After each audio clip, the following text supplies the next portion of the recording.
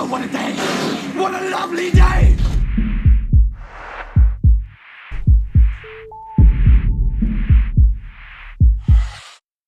Welcome to Flat Earth Debate. I'm your host, Nathan Oakley, and if you're new to this channel, or you have not done so already, be sure to subscribe and hit the bell notification icon to keep up to date with the Flat Earth Debate.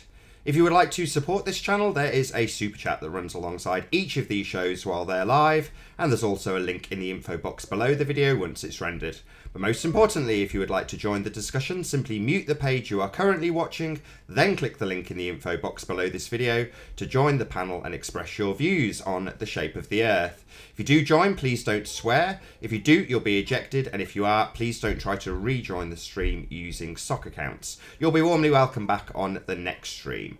Please also share the show. Sharing the show obviously increases the live audience, but this in turn increases the chances of a more diverse panel. So please share the show. And one last time, if you're new to the channel or you've not done so already, be sure to subscribe and hit the bell notification icon to keep up to date with the Flat Earth Debate.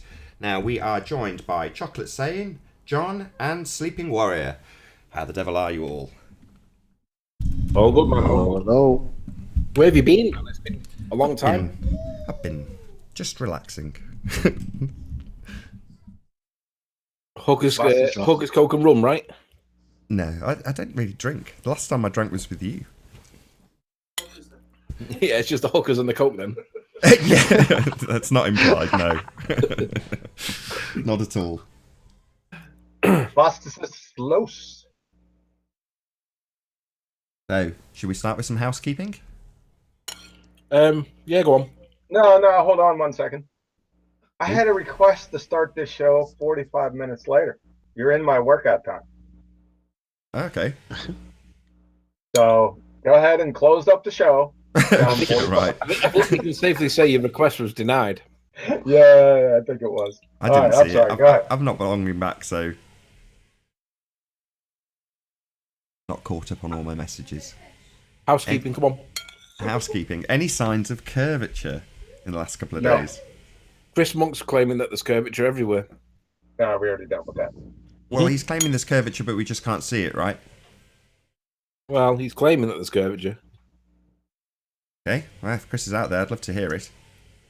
Last We're time gonna have to get Chris in so he can tell us where he currently stands, because it appears that he's gone back to the ball. Stop it! It appears that he's gone back to the ball, although he was never really on the flat to start with. He was always like on the fence. But he appears that he's gone back to the ball, but in a geocentric position. And the geocentric position that he's taken involves the Earth spinning. What? So work out what model he's following there. How can that I'm possibly not be? with it. So you've got a spinning Earth, then you can't. Then it's not geocentric, right? Geocentric means we're at the center. So you're saying we're at the center but spinning? Yeah, I think so. We need to get him on to work out where he's at. That's Okay. an interesting take. Well, I mean, you originally said yes because of curve. I mean, has Chris presented something new? Yeah, he claims that Isle of Man stuff shows curve. And I'm like, no, it doesn't. I'm like, what are you talking about? You spent weeks with us arguing that it didn't show curve. Why does it now suddenly show curve? I don't know why he sees it as showing curve, but he's claiming it's curve. Fair enough. Well, what do you want to do? Do you want to move on from curvature? It's up to you. Yeah, he's the only one that sees curve. Get out. Fair enough. What about axial rotation? Yeah, Chris Monk thinks that he's got axial rotation. Is this going to No, be a repeating zero. theme? Well, Chris Monk says there's axial rotation. Let's see how quickly people who originally said that he was a complete idiot and didn't know what he was talking about and needed discrediting now say he's a wonderful man from the globe Yep. side. We'll see how quickly people flip-flop in that regard. Exactly. Yeah, sing their song, and that's what's going on with Arwin right now, right? Arwin's getting criticism from the flat earthers because it's numerous reasons. But have you noticed that all the ballers are basically patting him on the back saying, "Good job, Arwin, good job," which is fueling his fire? Sorry, state of affairs. Which is kind of weird because Arwen still doesn't believe that the Earth's a globe, but they're still patting him on the back. So it's a little bit of a weird. They're deliberately causing a divide by patting him on the back, and Arwen sat there lapping it up like a little lap dog. And it's what it's doing is fueling his fire with, well, the plane hour off and he doesn't realise it. I hope he realises it soon. Ouch. Okay. So Darwin's smart enough. Is that a no He'll to figure it axial out. rotation or what? No, Chris Monk claims that there's axial rotation, yeah. But based on what? He claims it based on the well, this is going to be a potential fallout because he claims it on the back of the fiber optic gyro. Apparently, I spoke to Chris and I asked him what was the reason why he flipped. And the answer he gave was to do with the fiber optic gyro. And his answer is that the data that he's seen supports rotation. And I'm like, well, why has Bob not said that? Oh, God. No. So can I just say this for probably... This is going to get tedious for you, John. I'm really sorry. So this is called a formal logical fallacy, affirming the consequent. If P, then Q, Q, therefore P. If we have a rotating Earth, we will see a 12-degree or 15-degree turn in a fiber optic gyroscope. We see a 15-degree turn in a fiber optic gyroscope, therefore the Earth is turning. If I eat 10 hamburgers, I am full. I am full, therefore I ate 10 hamburgers. The one does not necessarily logically follow the other. And in this case, saying that a gyro moving means the Earth is turning is nonsense. I agree. They're not able to establish what is turning. Is it the Earth or is it the stars? And I'm not going to get into it because I don't know enough about it. I've got to stop you there then. Sorry. Right.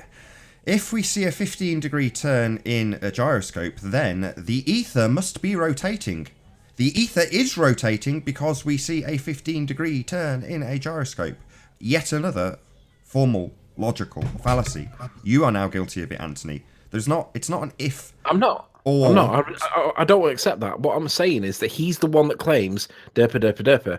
And you're asking the question, is there any signs of axial rotation? And I'm saying that he's saying that there is. I ain't guilty of nothing. I'm passing on the message.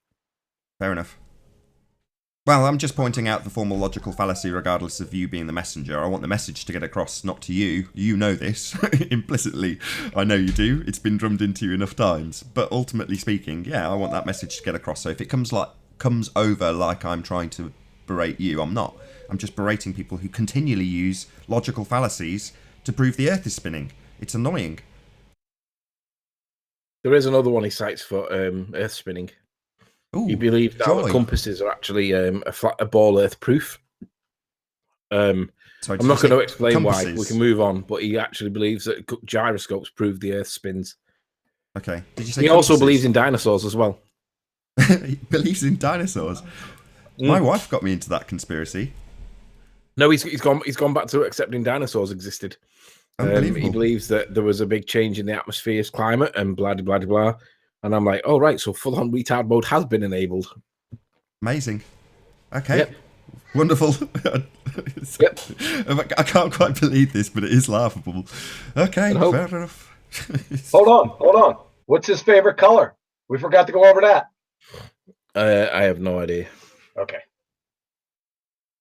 Indeed. Well, I can't help it, John, if it's constantly Chris Monk as the answer when I say, is there any signs of, I don't know, what's next, gravity?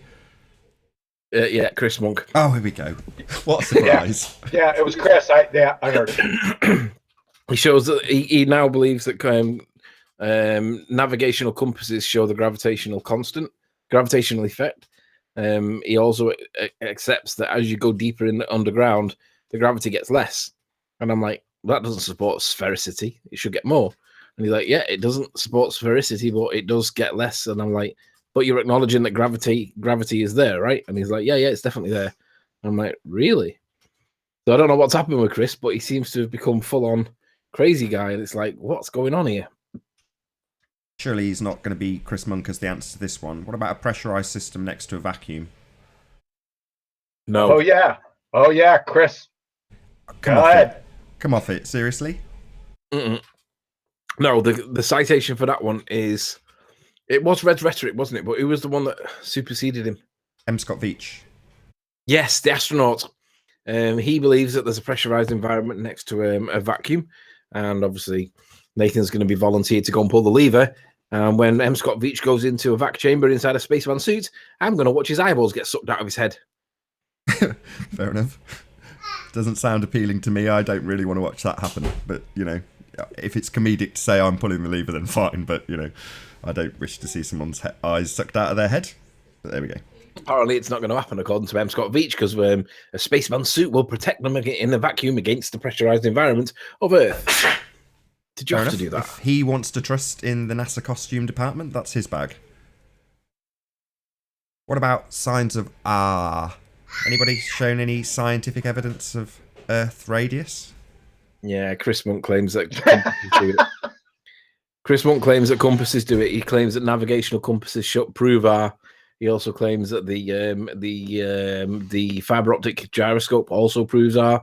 And I don't know how he makes these causal connections, but he is claiming them. Well, maybe we'll find out. I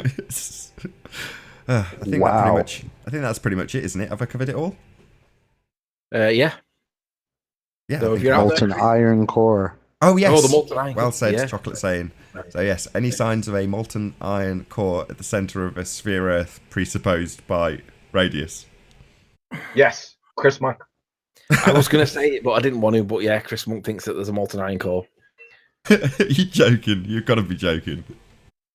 No, he definitely does think that there's a molten iron core. He thinks it's true. He thinks that the convection currents and all that. And I'm like, he's totally flip-flopped. It's like someone's pressed his reset button and he's now become like a full-on ball tard. It's Sorry, bad. so what's his... He's saying convection currents. Yeah. So, okay, I might as well round out the housekeeping with the same thing we started with, which is formal logical fallacy, affirming the consequent. If P, then Q, Q, therefore P. If we have a molten iron core, we will see convection currents. We see convection currents, therefore we have a molten iron core. If P, then Q, Q, therefore P. The one does not necessarily follow the other. We need to... Can you stop using P and Q? Because Channel Q gets all excited when she hears a name. You said this last time. I'm not going to use the same joke. I'll try not to. When she hears a name. Fair enough. It's like my dog. If I say certain keywords like walkies, she reacts the same way that my dog does when he hears that phrase. I quite like P and Q because visually the two letters are very similar, but sort of backwards to each other, if you know what I mean. What's wrong with A and B? Well, because they don't look anything alike, whereas P and Q look very similar. Just be aware that you trigger Channel Q when you do it. I don't mind. I don't think she needs any help being triggered. That concludes the housekeeping anyway. Wonderful. Yeah. So let's get on to talking about the current hot topic. Wow, what would that be? I've no idea. Mr. Hnatiuk. Shut up. See, even the dog don't like him. What conclusions can we draw? I mean, before yesterday, I had gossip and rumour that it might be George that had contacted the board for Brian's licence. I'll just say that correctly because that is the actual situation as opposed to his employers, which was not the case according to George. However, I don't trust George as far as I could throw him. Everything he said felt like it was truthful. However, there was a lot of kind of running around the reeking about the information he had originally cited in order to discredit this person that he dug about. Originally he said he didn't think he was an engineer, then he found out he was an engineer, so he inquired if there was any complaints against this engineer, and then apparently cited something that he couldn't actually lay his hands on. Now, a few people in the comments have said it's come from some toxic something or other site. Again, I don't know if that's the case. Frankly, I'm not interested. His citation wasn't actually that important. It was just something that it seemed we could have him on the ropes for because he didn't seem to have accredited citation for his original assertion that there was an ethical issue with Brian Mullen. He just couldn't lay his hands on it. Now, whether or not it's there or, he just has a very poor short-term memory is irrelevant. The details that count are the fact that maliciously he got in touch with a man the person who licensed, or the board that licensed, a man he had never met and had had very, very limited contact with based on his belief about the shape of the Earth, totally and utterly unrelated to his engineering challenges and tasks that he may be set in employment, this was done outside of. And essentially, through trawling through some of these rules and regulations, it transpires that, as far as we could ascertain, he has done absolutely nothing wrong, Brian Mullen, that is, in respect to his employment or his licence. So, based on that, there was no cause or action, as far as we could see, to do anything. And yet, he has gone to some considerable effort, just based on the repeat research that he was trying to do to find out something to have over Brian Mullen. And he indeed exercised his, how did you phrase it, John? Flashing his credentials about being an engineer, and which was the very thing, again, he criticised Brian Mullen for doing, and then in the next breath said it was fine to do so. Shout out for the super chat, Joseph, thanks very much. But yeah, so he was hypocritical in the respect that he said, he shouldn't be flashing his credentials and talking about, well, it doesn't really matter from that point on, because he was guilty of that himself. He came on and said, look, I'm an engineer, and I don't like the fact that people are saying they're engineers. That was his basic issue.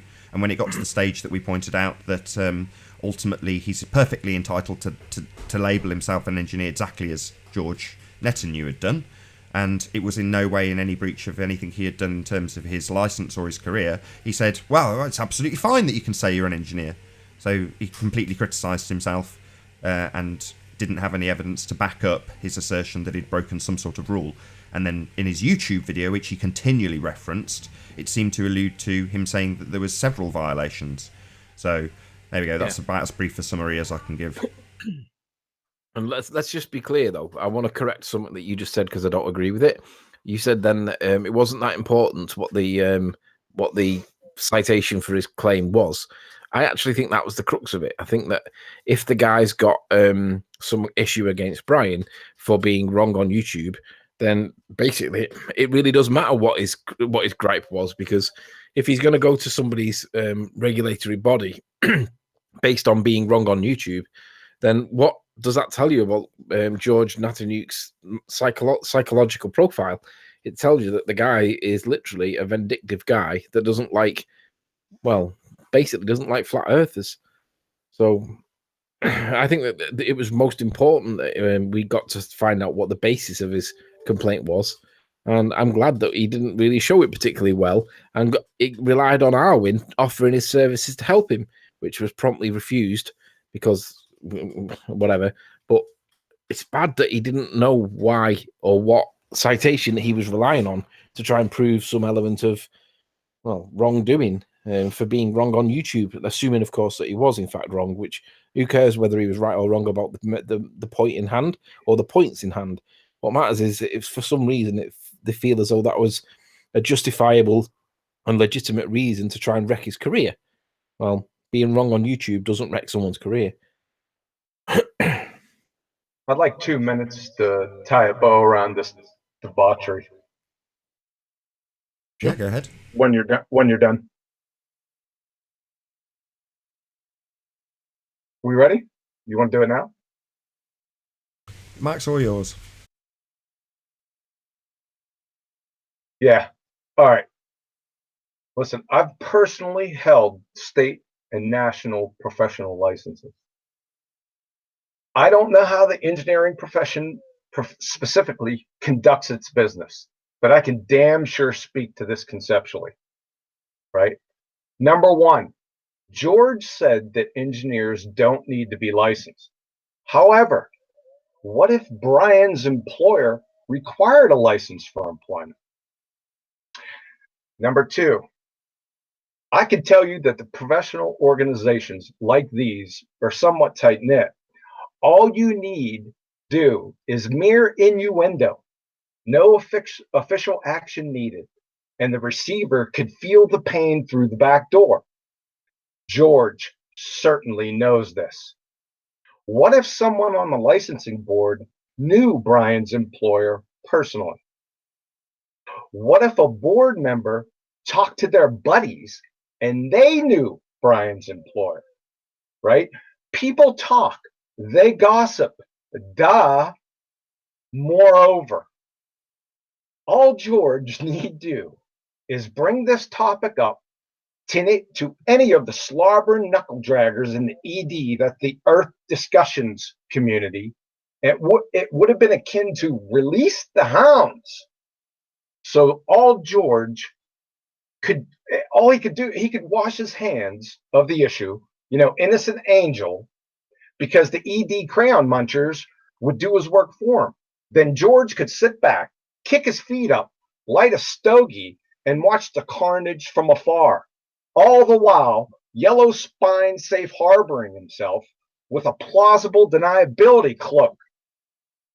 Furthermore, I have it from an extremely reliable source that Cordis, he's an ED clown, along with George, were the prime movers behind these scumbag moves, and both George and Cordis, it admitted as much to my source. So let's just put this to bed. The moment that he contacted that license board, or even if he didn't, it doesn't have to be him. Any one of his crayon munchers, and that they would be firing after Brian, especially when he's getting ready to go to the Flat Earth Conference and present, right? All they need to do is just bring up his name, Brian Mullen's name, to that board, and it's over. So let's just put this to bed right now. Yeah. Done. Scumbag. Over. Thank you. Any signs of curvature? No, I'm only joking. Well, I think it's doing enough rounds because Robbie Davidson's mirrored it, Mark Sargent's mirrored it, I think Patricia's mirrored it. I think the word's getting around that this guy was literally deceitful. He was dishonestly trying to cause a man hardship based on being wrong on the internet. I mean, let's be honest. It doesn't matter what he's wrong about on the internet, really. It's a pseudoscience world, the internet. It's not a real place, which is why all these trolls are not real people. They just pretend to be real people, but they won't come on camera. They won't tell us their real names. But nonetheless, there was a lot of people that were mirroring this and getting the message across, and people now realize, but this happens everywhere. And yeah, Nathan, I've seen your last 2 messages on Skype. Okay, can I talk about that? Yeah. Okay, so we've just had Ranty in one of the many back chats saying, you shouted out Mark and Robbie Davidson. What about all our hard work? And my intention was to give a massive thank you on this show, but it's been very somber up until this point. So, short of doing the local newscaster thing, and on a lighter note, it hasn't been an opportunity for me to thank all of the subscribers that have recently joined this channel and all of the contributors to the show.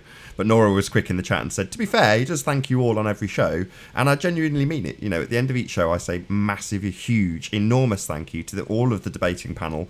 Sometimes all of the audience, I just flip it around from time to time.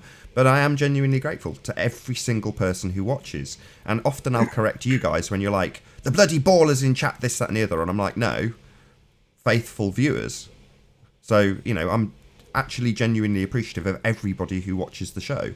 And often they don't share my views, but I'm welcoming their comments. So things that bug me a little bit are when people accuse me of deleting comments, which I don't do. And they'll say, I've repeated this comment because you deleted it. And sometimes you'll see a flat earther say it, and then they'll be good enough to come back maybe an hour or 2 hours later and say, oh, it's just a YouTube thing, it just wasn't showing. I'm like, literally, I don't fiddle with the comments. I don't, approve them or anything. It doesn't work like that for me. They just all get approved as far as I'm aware. I think there's some minor filters set for if there's anything particularly vulgar. But, I've got an open platform. I want people to comment. I thank them for their comments. Sometimes I'm rude. In Robbie Davidson's video that he mirrored, there was a few commenters in there that said, look, I've gone in and said, maybe you could be a bit less this, that and the other, and I got called a snowflake, and Nathan told me, don't bother coming back. You think, well, if I have said that, it's probably while I've got a bucket load of adrenaline pumping around me. So at the end of the show 2 days ago with George, I'm sure you'll all agree, it was tense. We're all on edge. We're all ready to, as John put it, jump down the microphone because we're all pissed off. I'm going to use a bit of sweary language because it's true. We're all emotionally charged. Definitely. Yeah, but that video, that wasn't a normative behavior. I thought it was, quite restrained. So I don't know what they're talking about.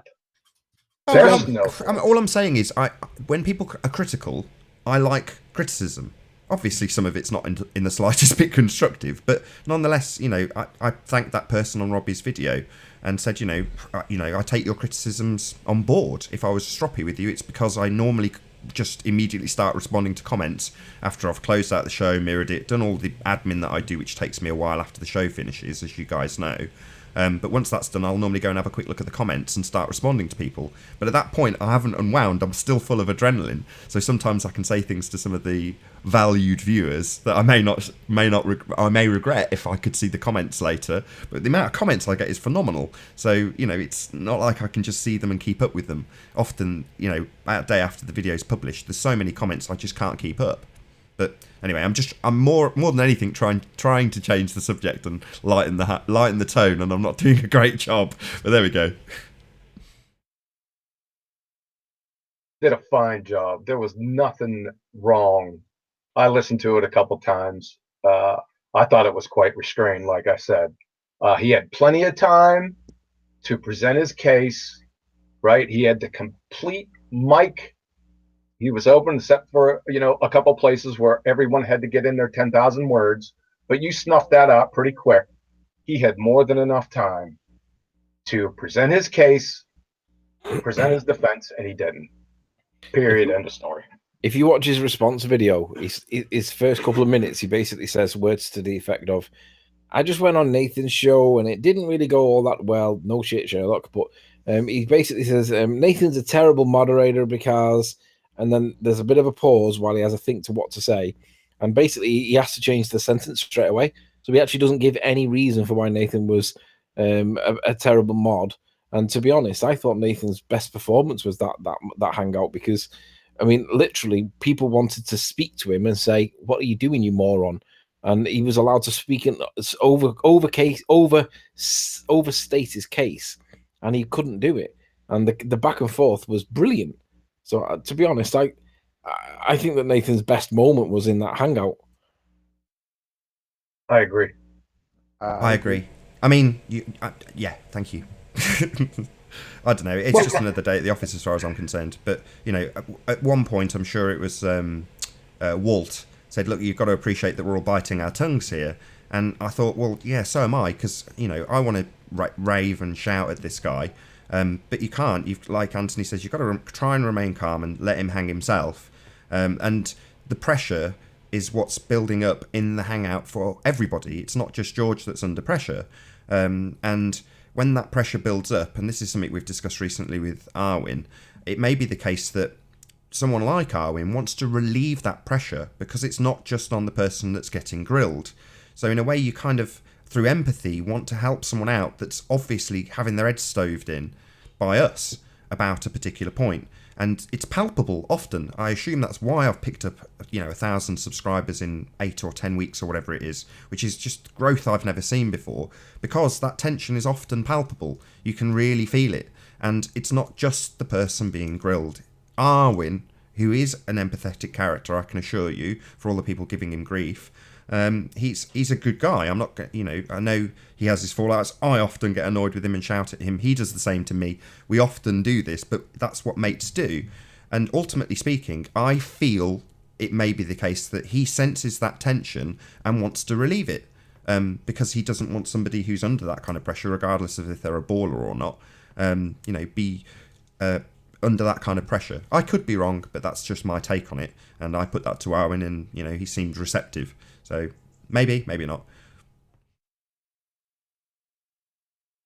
Well, I think ultimately it comes back to the ultimate conclusion. Being wrong on the internet doesn't mean that anybody should attack you, but of course we all know that they do. The reason why Bob is untouchable is because Bob's self-employed. But if Bob was regulated by some authority somewhere, the board of plumbers or whatever, they would be all over that, and they would be trying to get him kicked out of his job because that's the way they are.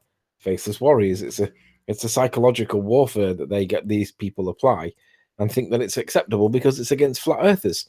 I remind myself of Robbie Davidson's video where he was telling people of that computer game that's out that was something to do with killing flat earthers, going around in first person mode, picking off flat earthers. And I might not be exactly right on that, but basically they were condoning violence and killings against flat earthers. And we seem to be fair game. And it's like, this is ridiculous. You can be anything you want to be in this world, but you can't be a flat earther. I watched some TV for the first time in years yesterday, and literally within, I kid you not, 3 minutes of sitting down and going and having a conversation saying, I don't normally watch TV. Oh, well, how do you keep up with this, that, and the other? Well, within minutes, there was a show on that was ridiculing Flat Earth. It was called The Last Leg. It was on Channel 4 yesterday evening, and they were talking about flat earthers thinking that Australia doesn't exist. That was their angle. You know, that was the straw man they used, along with general ridicule. And, you know, their arguments were just, you're wrong, flat earthers.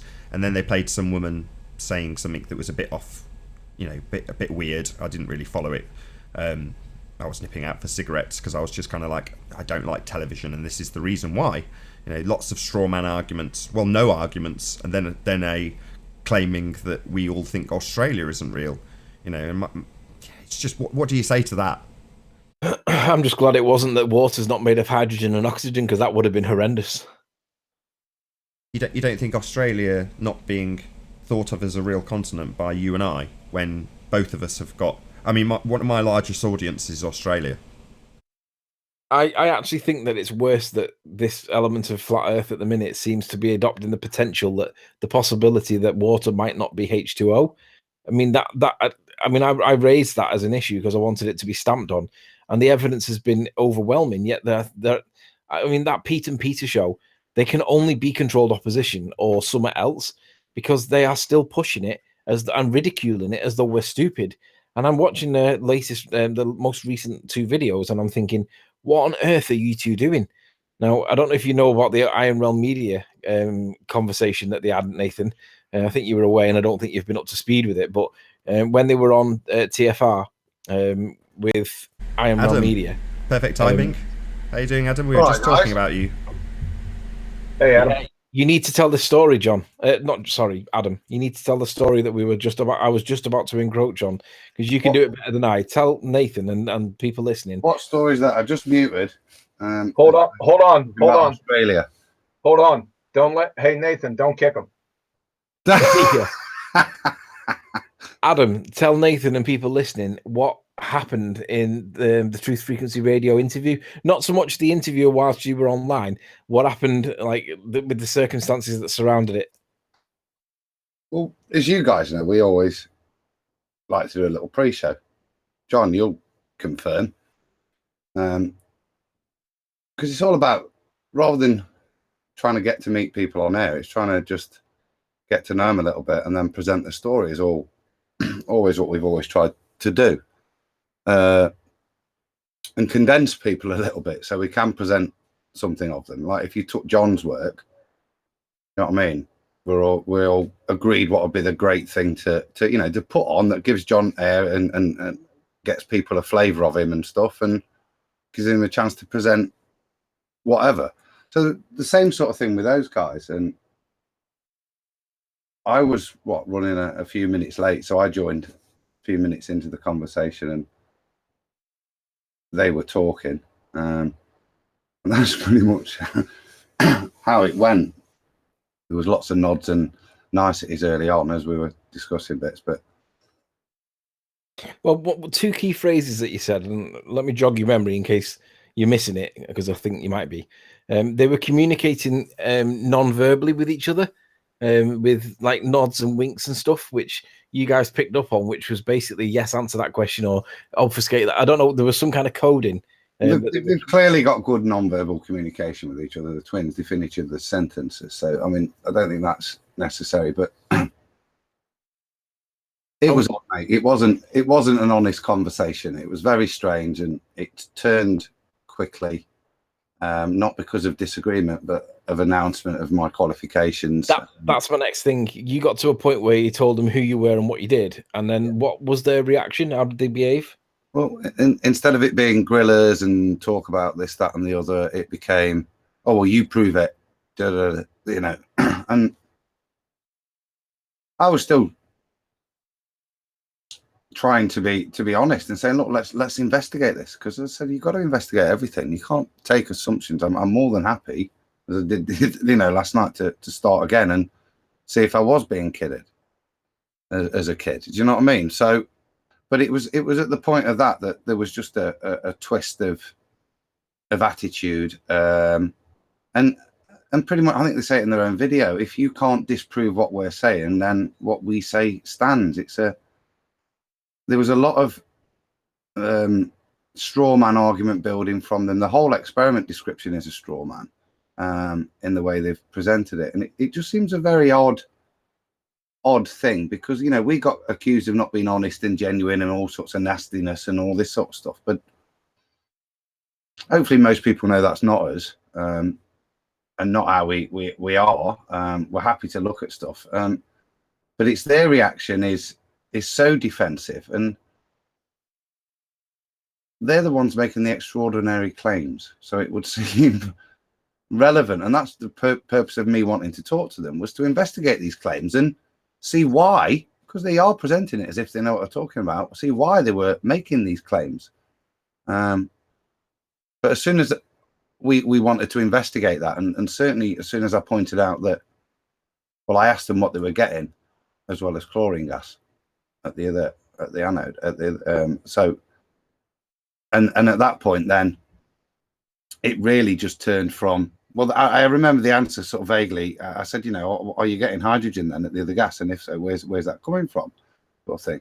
And it was, they looked at each other. There was, as Zach described, the moment of crickets.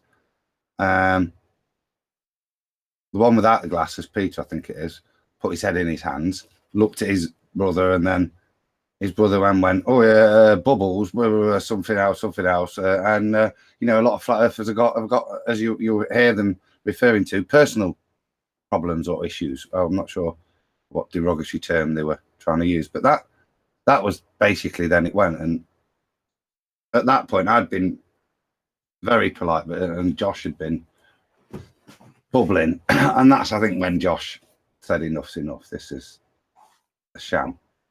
You know what I mean? And then, very strange behaviour. Tell us about the representations that were made in their response video after the event. Well, it was just falsehoods and a misrepresentation, and also a total, as you see, a total lack of understanding. First of all, it's TFR. Well, I remember Walt saying in the middle of the conversation, guys, we're not TFR. Do you know what I mean? So there was that basic thing. So that's very interesting as to why they would do that. If they're,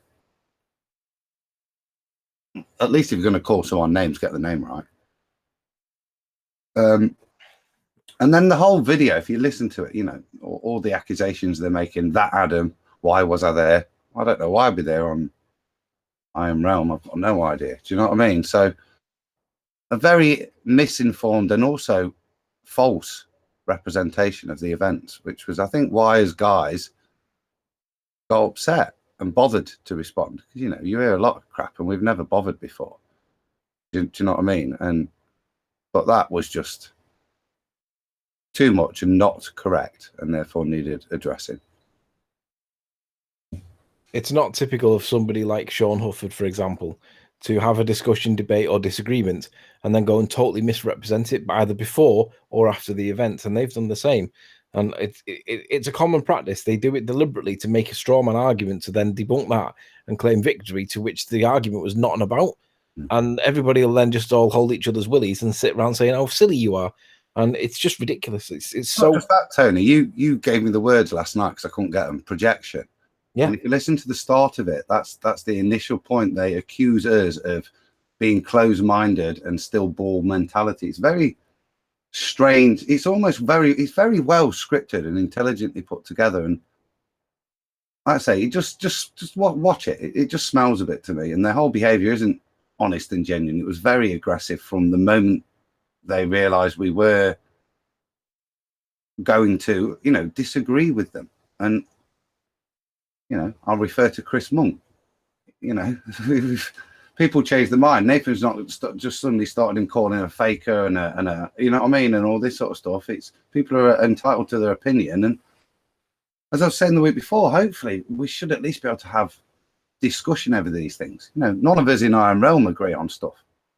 Do you know what I mean? Or we all view things, and we have discussion. We don't call each other names. It might get heated in terms of the debate itself, but there's no need for this personal attack. And anyway, I think a lot of it's down to the personnel at the time. I mean, most people are able to have a conversation, but there are certain people that you just cannot have the conversation with. No matter how you try, they cannot be civil. And I could reel you 10 names off, and I'm sure you could reel 10 off too. But there are the odd one or two that can have the conversation. And like you say, at the end of the day, none of us really know what's going on. If Chris has changed his mind, so be it. I don't know why he's changed his mind. I want to know. And I want to see the evidence that he accepted. Hello. Hey, Jimbo. I heard the talk on the water and Pete, and if I may put in a minute worth of my input, I can maybe help dismantle the premise of their lies. And the premise of their lies and their conjectures is that water doesn't conduct electricity. Now, this pure water, this is a fallacy. Water is described as a poor conductor of electricity, not a non-conductor. A non-conductor is an insulator. Now, why is it a poor conductor? If we stick 2 electrodes with DC current in it into a vessel, and they're fairly far apart, no, you won't get much gas at all. But if you bring those electrodes closer and closer together, not touching, but within proximity, even pure water starts to dissociate. So they base their premise on basically a fallacy. Oh, you have to add a catalyst to water to get it to electrolyze. That is false. Again, any 2 electrodes in pure water with current flowing through them that are brought close enough together, the water has 7% free hydronium already in it. It will start the process of electrolysis. So these guys are quacks. I don't know why they're there. I really don't. But they have no business. Like, that's false science again. Water is a poor conductor, not a non-conductor. So again, we know that it'll conduct because if pure water, which is what clouds are, if pure water was an insulator, then you would never get lightning. Oh. Lightning comes from the clouds, through the clouds, and it gets out through the earth somehow. However it does it, we don't know. But if it were an insulator, then it would never happen, and it does. It happens every day. Yeah, it's just a poor conductor. That is how it's described, and that's how it behaves. And Hey, Dan. another thing here, water can be an explosive product and cause fires with electricity.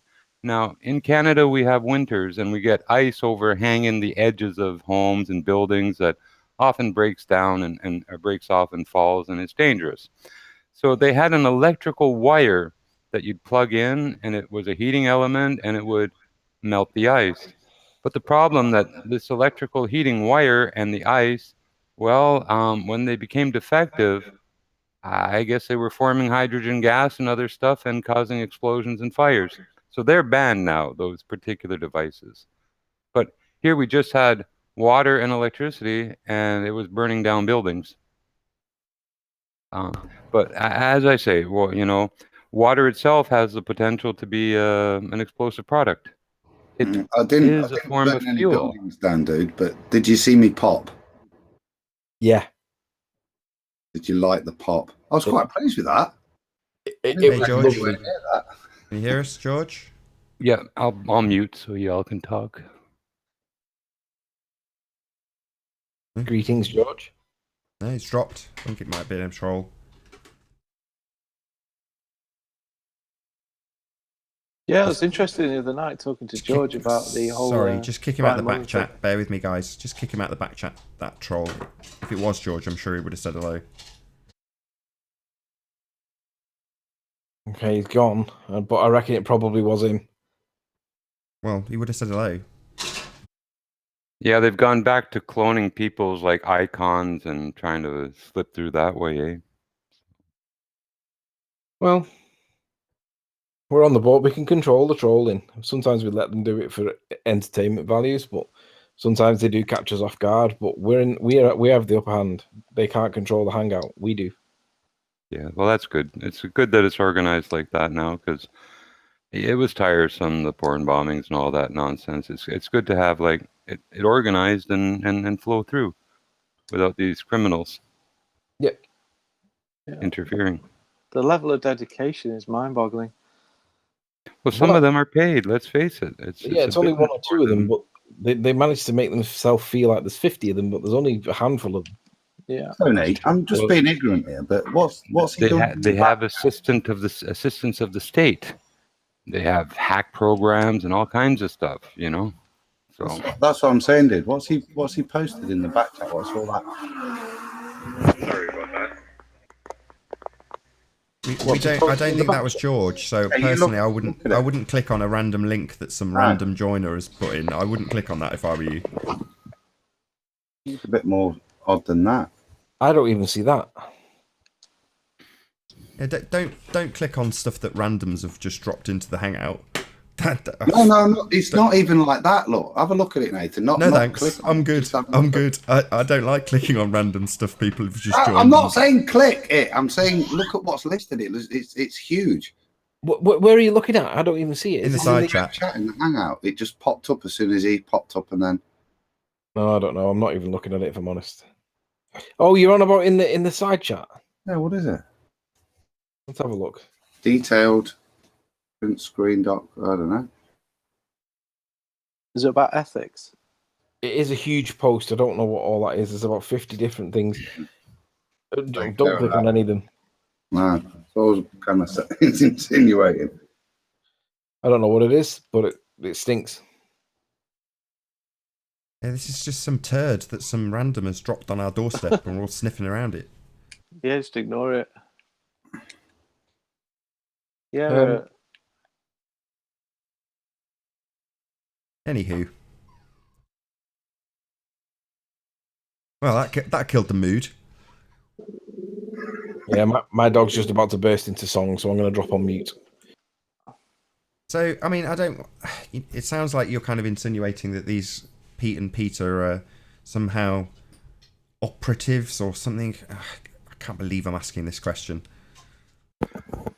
as smart as they are, they shouldn't be taking partial information, skewing it, and then pumping out a whole new paradigm with it. That's obfuscation, and it's just to divide and conquer. I can't see it. It had no real bearing on the flat Earth with the progress that was being made. It's often a tangent, but like giant trees and other stuff, whoof, it just Are magnetized and polarized the attention. Are these guys you're talking about, are they flat earthers or? Well, I don't know what they are. They're twins, and they're playing the game like those two French brothers, twins and genius. It's like, come on, give me a break. They're full of babble, gobbledygook, and double talk. They're the ones who have brought up this whole thing about water. Yeah, and I'm trying to help kill it, because their basis was that water is a non-conductor of electricity, and you have to add a catalyst to make it electrolyze, and that is 100% false. So everything that follows their paradigm sense. Oh god, I've got a troll joining that's gonna disturb the fun. Great. Oh, managed to get him. Happy days. Happy days. Do you know, I didn't even notice that account joined. Did you see the account join, Nath? Yeah. Managed to get him. Yeah. Anyway. So that George guy, he rang up Brian Mullins? Oh no, he was reporting him, wasn't he, for being unethical? He said that he didn't report him officially, right? Because Arwen asked him the closed question, "Did you report him?" And his answer was no. But earlier in the Hangout, he'd said that the board, the regulatory board, were not interested in Brian's views on the shape of the Earth. And I'm like, well, how would you know that if you hadn't tried to report him? Because it must have been rejected on that basis, right? Hello, Sean. Can you hear us? I don't think that's him because he's got a different icon. So I've kicked him on the basis that it looks like a troll account. Oh, has he managed to snipe? This is me on my other account. Oh, damn it. He managed to snipe the Hangout. Ugh, god damn. Okay, there'll be a short intermission. How long we've been going? That might be an opportune moment to round out the show, actually, although it is a little bit early, so I'll do that and we'll have a brief 10-minute break rather than me having a period of silence. So with that, I will say, first and foremost, a huge, massive, enormous thank you to all of the live panel for making this debate possible. And I mean it. Thank you very much indeed, especially Ranty, who is just basically the best person in the whole wide world. So thank you to all of the debating panel. And of course, a massive thank you to all of the live audience for tuning in and hopefully sharing this debate. If you hated the show, you know exactly what to do. If you like the show, maybe consider subscribing or sharing if you've not done so already. I've been Nathan Oakley, and I'll see you all in the next video. Oh, what a day! What a lovely day!